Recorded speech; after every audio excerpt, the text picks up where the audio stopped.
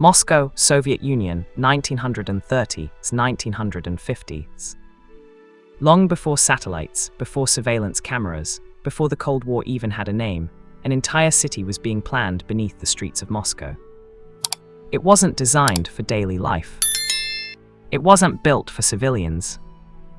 And it was never meant to be acknowledged.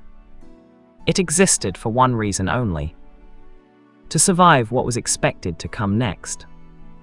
In the early 1930s, the Soviet Union faced a reality its leaders would never admit publicly. Modern warfare had changed everything. Bombers could now reach cities. Chemical weapons were no longer theoretical. And the idea of a future war reaching civilian populations was no longer unthinkable. If Moscow fell, the state fell with it. So Soviet planners asked a question that would shape decades of hidden construction. What if the government could keep functioning even after the surface was destroyed? The answer wasn't evacuation. It was concealment. The plan was radical. Instead of building outward, the Soviets would build downward. Not a shelter, not a bunker, a city. Deep beneath Moscow, engineers began expanding what was officially described as a transportation system, the Moscow Metro. To the public, it was a subway. To the state, it was something else entirely. Construction of the Moscow Metro began in 1931, and from the start, it was different. Stations were built unusually deep. Tunnels were reinforced far beyond civilian requirements. Entire sections were sealed, rerouted, or left off public maps. Some stations descended more than 60 meters underground, deeper than many military bunkers of the era. Official explanations cited geology. Internal documents told a different story. As the metro expanded, so did what branched off from it. Hidden corridors, restricted chambers, secure command rooms. These spaces weren't meant for passengers. They were meant for continuity of power. In the event of invasion or bombing, leadership could move underground, communicate securely, and operate indefinitely, all without returning to the surface. The city above could fall. The city below would endure. By the late 1930s, the project had taken on a more personal dimension. Joseph Stalin did not trust chance. He demanded redundancy, secrecy, control. Under his direction, underground facilities were expanded further. Private tunnels were constructed linking key government buildings directly to the metro system. One of the most significant was a massive underground command complex, later known as Stalin's bunker. It was built not as a last resort, but as a working alternative capital. What made the underground city effective wasn't just its depth. It was ignorance. Millions of people rode the metro every day, unaware that beneath their feet existed infrastructure designed for a completely different reality. Maps were edited. Access points were disguised. Workers were compartmentalized so no one saw the full picture. Even many engineers didn't know what they were building. They only knew their section. When World War II reached the Soviet Union in 1941, the underground city moved from theory to readiness. As German forces advanced, evacuation plans were activated. Government operations quietly shifted underground. Communications were maintained. Command structures remained intact. The surface city lived in fear. The city beneath prepared for permanence. After the war, the underground city didn't disappear. It expanded. As nuclear weapons entered the equation, the need for deep, protected infrastructure became even more urgent. New chambers were built, systems were upgraded. The underground city adapted to a future that planners hoped would never arrive. And once again, the public was never told. What exists beneath Moscow today is not just a subway. It is the remains of a parallel city, built for a world where the surface could no longer be trusted. And that raises a question few people have ever been allowed to ask. How much of this secret city is still being used? By the time the Cold War began, the underground city beneath Moscow was no longer a contingency. It was doctrine.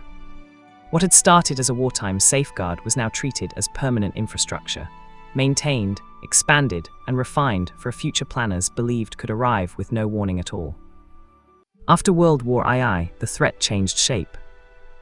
Bombers were replaced by missiles.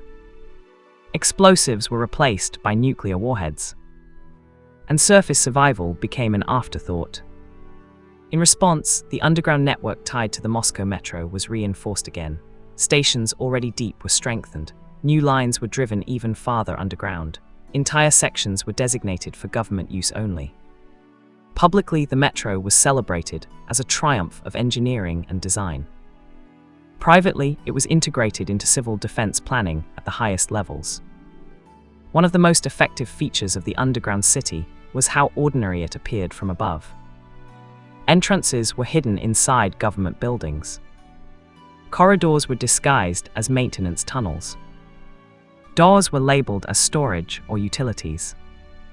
Access points blended into everyday infrastructure. Even today, some sections remain sealed not by guards, but by ambiguity. Official maps simply omit them.